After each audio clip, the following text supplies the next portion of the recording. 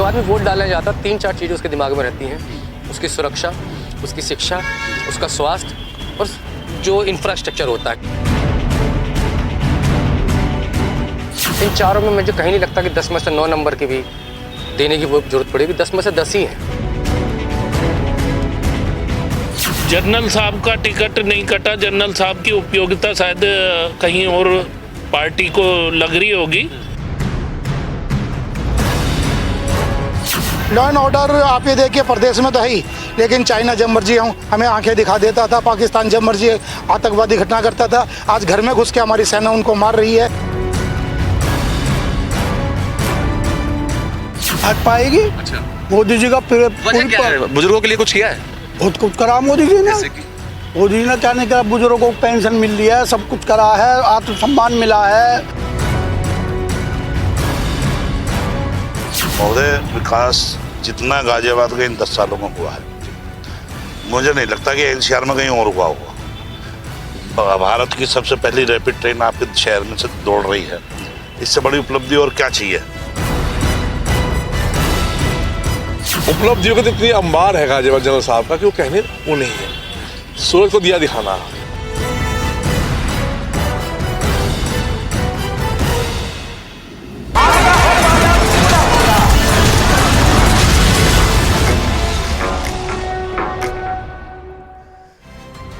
नमस्कार, आप देख रहे हैं न्यूज 18। मैं हूं आपके साथ मेनका चौधरी। गेम्स ऑफ गद्दी में स्वागत है आपका। और आज बात होगी एनसीआर के शहर गाजियाबाद की। इस हॉट सीट पर अब की बार जनता किसे चुनने वाली है, इस सीट के समीकरण क्या है और टिकट बदलने के बाद बीजेपी को फायदा होगा या नुकसान? क्या बीएसपी इस बार कुछ कमाल कर पाएगी? पूरा विश्लेषण इस सीट को लेकर हम आपको बताने वाले हैं, तो बने रहे हमारे साथ। अगर गाजियाबाद सीट पर मौजूदा सांसद की बात की जाए तो केंद्रीय राज्य मंत्री जनरल वीके सिंह यहां से सांसद हैं। हालांकि इस बार बीजेपी ने इनका टिकट काट दिया है, यानी कि जनरल वीके सिंह जो कि केंद्रीय राज्य मंत्री है, इस बार प्रत्याशी नहीं है। बीजेपी के मौजूदा प्रत्याशी का नाम बदल चुका है। गाजियाबाद के विधायक अतुल गर्ग को बीजेपी ने टिकट दिया है। चेहरा आप ध्यान से देखिए, जनरल वीके सिंह जो कि मौजूदा सांसद हैं और मंत्री भी हैं, लेकिन अब ये प्रत्याशी नहीं है बीजेपी के। इसी पर आपको एक रिपोर्ट दिखाते हैं कि आखिर क्यों प्रत्याशी बदलना पड़ा पार्टी को, और पार्टी को क्या लगता है क्या फायदे होंगे इस कदम के।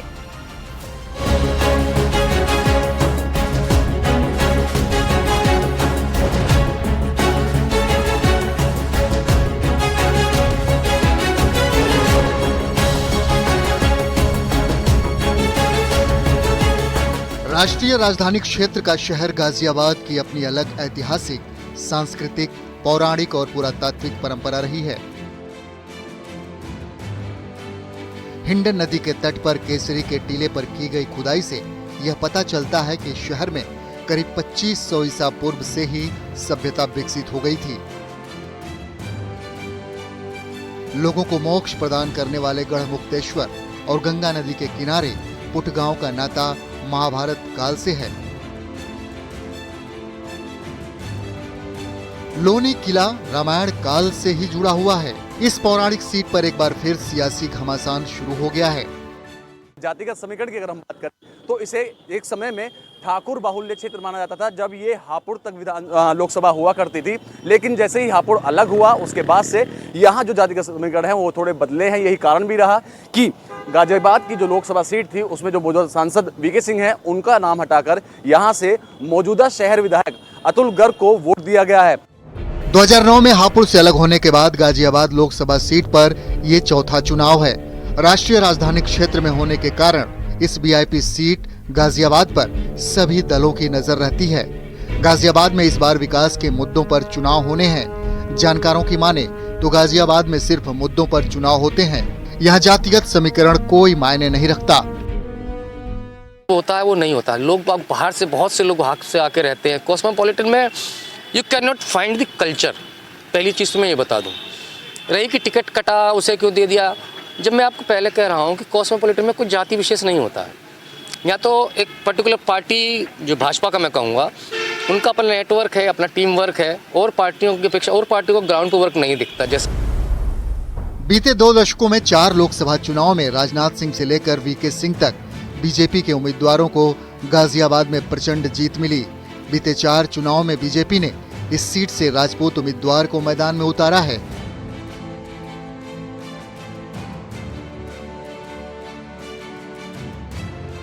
क्योंकि इस सीट पर राजपूत समुदाय की संख्या ज्यादा है। हालांकि इस बार पार्टी ने जातिगत समीकरण को नजरअंदाज कर बनिया समुदाय के उम्मीदवार पर दांव चला है। इस लोकसभा सीट में गाजियाबाद, साहिबाबाद, मुरादनगर, लोनी और धौलाना 5 विधानसभा सीटें आती हैं।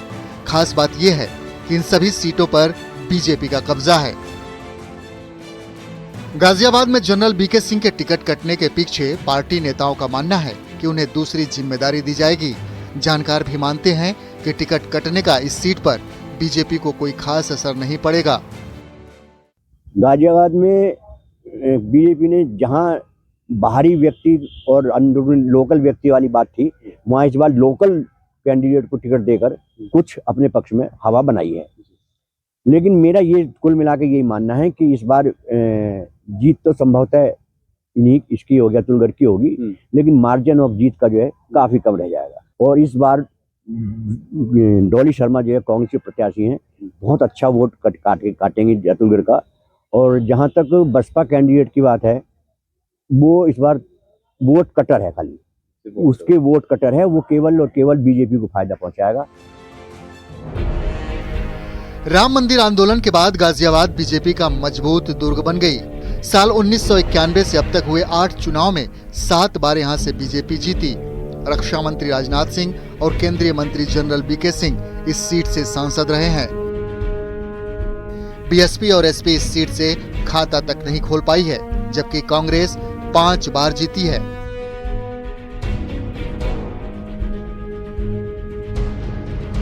इस बार बीजेपी ने अतुल गर्ग, कांग्रेस ने डॉली शर्मा और बीएसपी ने नंद किशोर पुंडीर को प्रत्याशी बनाया है।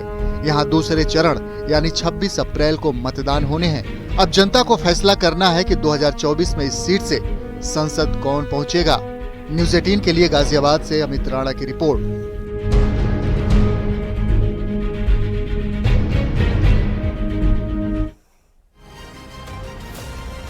तो गाजियाबाद की स्थिति आपने देखी। यहां पर बीजेपी की रणनीति भी हमने आपको बता दी। अगर गाजियाबाद सीट पर मुकाबले की बात की जाए तो बीजेपी की ओर से अतुल गर्ग मैदान में है, वहीं कांग्रेस और एसपी की संयुक्त प्रत्याशी डॉली शर्मा ने ताल ठोक दिया है।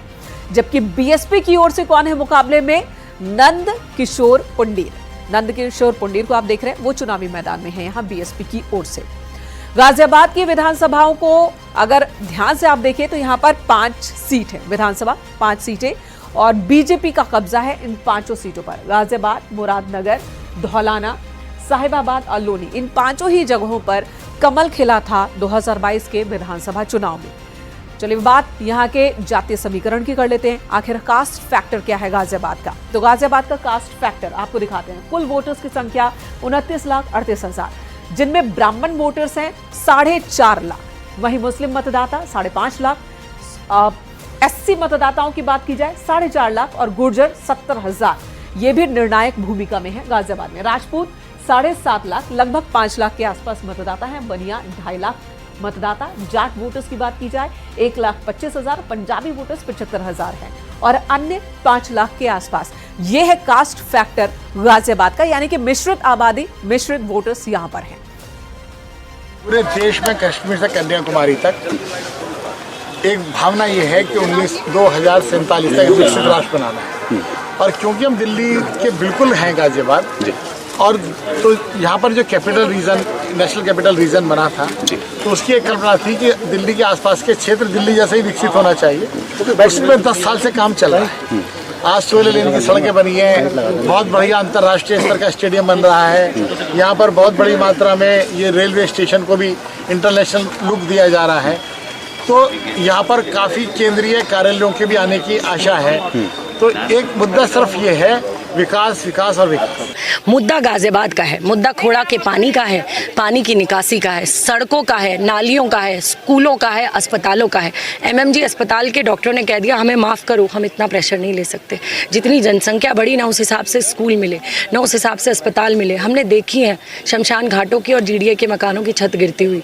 हर उस व्यक्ति को सीएससी अस्पताल जहाँ एक भी डॉक्टर नहीं है, वो अधूरा अस्पताल जिसका फीता काट दिया गया, वो अधूरा एयरपोर्ट जहाँ से एक उड़ान नहीं उड़ी, ठीक है। हर वो मुद्दा अधूरी चीज़ जो समाजवादी के शासन में बनी और आज भी पूरी नहीं हुई। ये एलिवेटेड रोड और ये मेट्रो किसकी देन है? हमें कहने की ज़रूरत नहीं है, हमारी पार्टियों की देन है, समाजवादी की और कांग्रेस की देन है। मुझे बहन जी ने मौका दिया, मेरा मन था चुनाव लड़ने का, मैं टच में था काफ़ी समय से, क्योंकि जब से बीजेपी के टिकट वितरण हुआ है हमारे समाज को कोई आशीर्वाद नहीं मिला, कोई हिस्सेदारी नहीं मिली, तो हमारे प्रयास हम चुनाव लड़े। तो चुनाव उसी लड़ेगा जिसका सिंबल मजबूत होगा। मैं बहन जी का सिंगल मजबूत लगा और हमने वहाँ से आशीर्वाद ले लिया, बहन जी का स्वागत मिल गया। मैं पैराशूट कैंडिडेट नहीं हूँ, मैं यहाँ फिलहाल दुलाने में रह रहा हूँ, तो पैराशूट तो मुझे बिल्कुल समझें। आप जब मेरे यहाँ प्रोग्राम देखेंगे तो कितना लोग मुझे प्यार करेंगे, कितनी जानकारी आपको सब मिल जाएगी। और अब चलिए बात कर लेते हैं पिछले नतीजों की। 2019 से शुरुआत करते हैं। बीते लोकसभा चुनाव में यानी कि 2019 में बीजेपी के जनरल वीके सिंह को वोट मिले 9,44,503। वहीं दूसरे नंबर पर सुरेश बंसल रहे समाजवादी पार्टी से, जिन्हें 4,43,003 वोट मिले। डॉली शर्मा तब कांग्रेस की प्रत्याशी थी और उन्हें वोट मिले 1,11,944। यानी कि एसपी और कांग्रेस को अगर आप जोड़ भी दें तो बीजेपी के सामने ये नंबर्स कहीं नहीं टिकते हैं। अब 2014 की बात कर लेते हैं। 2014 के नतीजे को, गाजियाबाद के नतीजे आपको दिखाए। जनरल वीके सिंह बीजेपी की ओर से 7,58,482 वोट मिले। राज बब्बर कांग्रेस की तरफ से थे, उन्हें 1,91,222 वोट मिले, जबकि बीएसपी ने मुकुल को उतारा था चुनावी मैदान में, 1,73,085 वोट उन्हें भी मिले। और सुधन कुमार जो कि समाजवादी पार्टी के वोटर थे, उम्मीदवार थे, उन्हें 1,06,984 वोट मिले। तो ये 2014 के नतीजे हैं। 2014-2019 वीके सिंह लगातार बड़े अंतर से जीतते रहे हैं, लेकिन इस बार वो बीजेपी के कैंडिडेट नहीं हैं।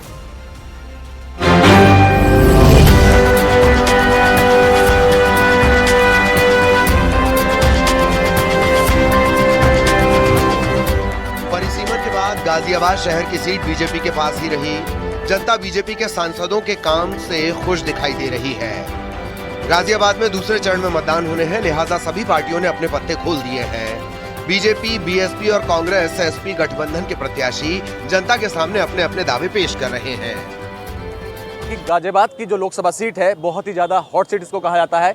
इससे पहले जो यहाँ पे सांसद रहे थे वीके सिंह जो पिछली बार जब चुनाव लड़े थे तो तकरीबन 5.5 लाख से भी ज्यादा वोटों से जीते थे और एक ऐतिहासिक जीत उन्होंने दर्ज की थी। आपको बताना चाहूंगा आज के समय में गाजियाबाद की कुल जो जनसंख्या है वो 29,50,000 से भी ज्यादा है।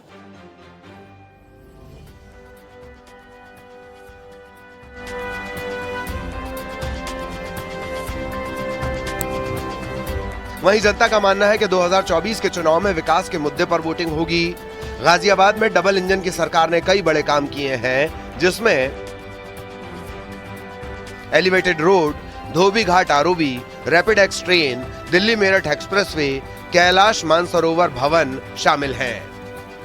पिछले 10 सालों में जनरल साहब ने बहुत काम किया है, इसमें कोई दो राय नहीं है। मुझे लगता है कि इतना काम किसी सांसद ने नहीं किया था जितना काम जनरल साहब ने किया था। बैठे कि यूथ इस बार 2014 में तो लहर थी, 2019 में सुनामी थी, अब की बार यूथ भाजपा का यूथ कार्यकर्ता इस बार जो प्रलय लाएगा और विपक्ष को बिल्कुल धूल चटा देगा। और पिछली बार 5,67,000 से जीते, अब की बार इससे भी बहुत बड़ी जीत होगी। गाजियाबाद लोकसभा की जनसंख्या तकरीबन 29,50,000 से ज्यादा है। इस बार 2019 के मुकाबले तकरीबन 2.5 लाख नए मतदाता बढ़े हैं। वहीं गाजियाबाद की जनता का साफ तौर पर कहना है कि इस बार भी वो बीजेपी को ही वोट देंगे। यहाँ हर एक की जुबान पर प्रधानमंत्री नरेंद्र मोदी का ही नाम है। तो मैं ये बताना चाहता हूँ, पूरे हिंदुस्तान में जो चुनाव होगा हमारी भारतीय संस्कृति को बचाने वाला चुनाव होगा। जो राम को गाली देते थे उनके खिलाफ का चुनाव होगा। उनको, यूथ को या किसी को भी जीने के लिए क्या चाहिए? रोटी, कपड़ा और मकान। मोदी जी ने सबको अन्न घर घर तक पहुंचा रहे हैं, मकान सबको गरीबी रेखा से नीचे के सबको मकान बना करके दे रहे हैं। तो उनकी नीतियों से यूथ क्या, छोटे क्या, बड़े क्या, वृद्ध क्या, सब इतने प्रभावित हैं कि वो सिर्फ मोदी जी के नाम पर, कमल के नाम पर वोट डालने के। फिलहाल गाजियाबाद में 26 अप्रैल को दूसरे चरण में मतदान होने हैं। सभी दलों ने प्रत्याशियों के लिए प्रचार भी शुरू कर दिए हैं। अब जनता की बारी है जब उम्मीदवारों की किस्मत ईवीएम में कैद होगी। न्यूज़ 18 के लिए गाजियाबाद से अमित राणा की रिपोर्ट।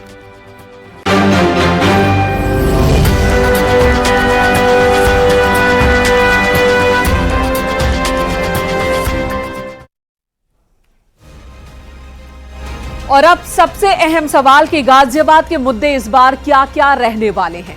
जाम की समस्या, प्रदूषण की समस्या, अवैध निर्माण, नगर निगम के टैक्स, ट्रांसजेंडर में अस्पताल, ये वो तमाम मुद्दे हैं जिन्हें लेकर गाजियाबाद के लोग वोट कास्ट करने जाएंगे।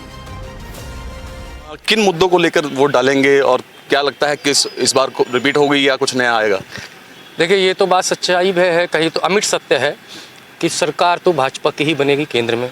और रही यहाँ की बात, पिछली बार जितने हम रिकॉर्ड वोट से जीते थे उससे ही हो सकता है डबल वोटों से हम जीत जाएं। जब आदमी वोट डालने जाता, 3-4 चीज़ें उसके दिमाग में रहती हैं, उसकी सुरक्षा, उसकी शिक्षा, उसका स्वास्थ्य और जो इंफ्रास्ट्रक्चर होता है कि वो जो सफ़र, उसका व्यापार, जो व्यापारी होते हैं। इन चारों में मुझे कहीं नहीं लगता कि 10 में से 9 नंबर की भी देने की वो जरूरत पड़ेगी। 10 में से 10 ही हैं।